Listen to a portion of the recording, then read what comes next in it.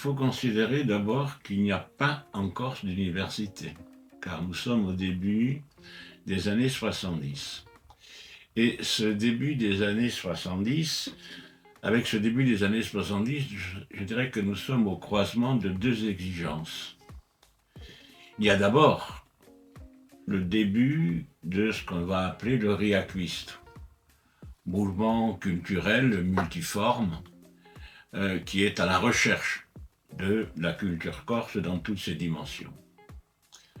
Or, il y a un vide. Il y a un vide en matière, dans le domaine des sciences humaines.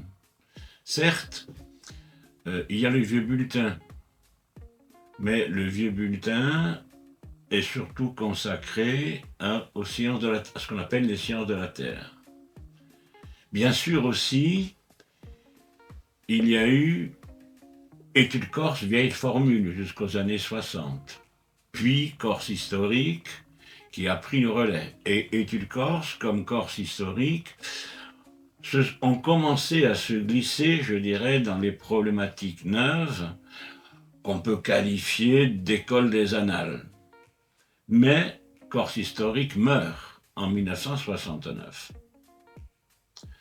Or, il y a Aix, qu'on peut considérer comme, je dirais, une amorce d'université corse, dans la mesure où il y a le centre d'études corse que dirige Fernand Ettori.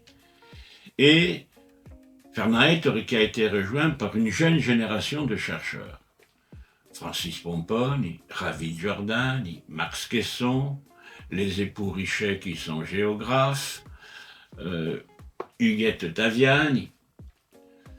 Et ces chercheurs de l'université d'Aix, qui s'intéressent donc à la Corse, vont essayer de combler le vide que je viens d'évoquer.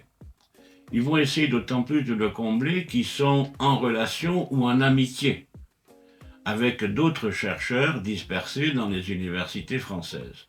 Je pense à Antoine Casanova, je pense aux époux Géas qui sont à Lyon. Antoine Casanova est à Besançon, les époux Géas sont à Lyon, Janine Renucci, géographe, est à Lyon, Madame Martin Gistucci est à Grenoble, Jean-Baptiste Marcellesi, linguiste, est à Rouen, sa sœur Matteo Giacomo Marcellesi est à Paris. Madame Geoffroy Fagianelli, spécialiste de littérature, est à Paris elle aussi. Et donc, le centre d'études corse d'Aix va être, je dirais, le moteur. Le moteur pour coaguler, en quelque sorte, ces universitaires autour d'un projet. Le projet, c'est l'association des chercheurs, avec sa revue Études Corse, qui naît en 1973, donc à fort ancrage universitaire, certes, mais qui n'oublie pas non plus les chercheurs qui sont sur l'île. Je pense bien entendu à Lamotte, Pierre Lamotte, qui a fait un travail fabuleux comme directeur des archives. Je pense à l'abbé Caste, qui a en quelque sorte renouvelé l'approche de l'histoire de l'Église. Je pense bien entendu à un monsieur comme le médecin général Pascal Santini, qui a été une des chevilles ouvrières de Corse historique. Je pense aussi à Pierre Sim, qui s'est associé au projet, alors qu'il est le président de la Société des sciences qui produit depuis 1881, n'oublions pas, le fameux et vénérable bulletin.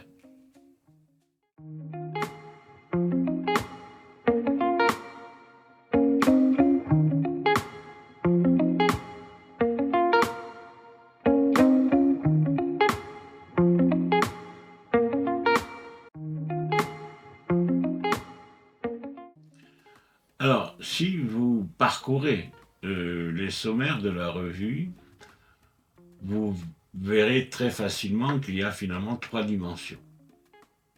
Première dimension, je l'ai souligné, le profond ancrage universitaire. Deuxième dimension, la pluridisciplinarité. Troisième dimension, la volonté, je dirais, de comparer, la volonté comparatiste. dans la mesure où pour bien comprendre la Corse, il faut sortir de Corse et mettre sa culture, son histoire, ses traditions en regard avec ce qui se passe dans le reste du bassin méditerranéen, à la fois pour montrer les similitudes, mais aussi les différences. Et il y a là deux événements très tôt qui montrent cette triple dimension. En 1976, donc pratiquement au début de l'aventure, le grand colloque sur la femme dans le monde, la femme corse dans le monde méditerranéen.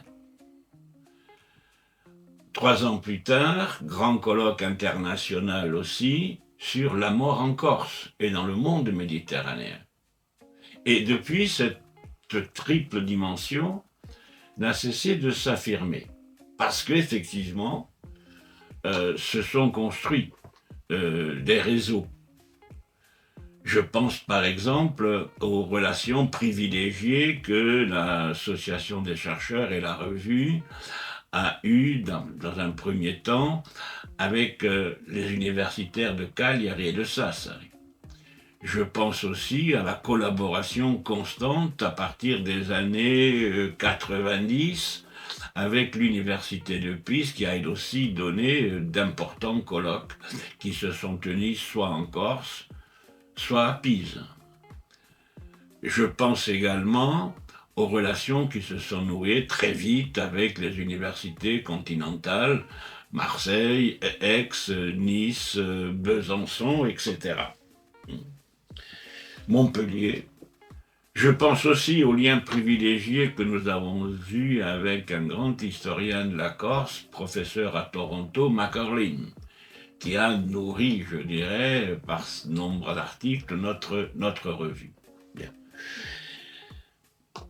Avec, je dirais, encore une fois, à la clé, quantité de colloques, y compris qui ont dépassé l'espace méditerranéen. Je pense aux colloques sur les lamentations dans le monde méditerranéen et dans le monde slave, colloque qui a duré 3 jours à Bastia, sous la houlette de M. Francis Comte, qui dirigeait la revue du monde russe à Paris.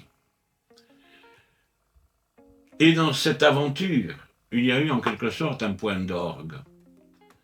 C'est en 2003, le grand congrès annuel du Comité des travaux historiques et scientifiques qui s'est tenu à Bastia et dont le maître d'œuvre a été notre association des chercheurs et avec sa revue. Pendant une semaine, en avril 2003, il y a eu sur Bastia 700 participants avec 350 communications sur le thème les échanges en Méditerranée. Et ces interventions, ou en même temps que les colloques qui se tenaient à l'intérieur du congrès du CTHS, ont donné lieu à des publications, aussi bien dans Études Corse que dans des revues spécialisées, je pense à l'archéologie, etc., et d'autres. Et ça a été, je dirais, le grand événement, ou un des grands événements, qui ont montré de manière, je dirais, forte, les réseaux d'échange que nous avons tissés avec la revue, et bien au-delà même des frontières de la France.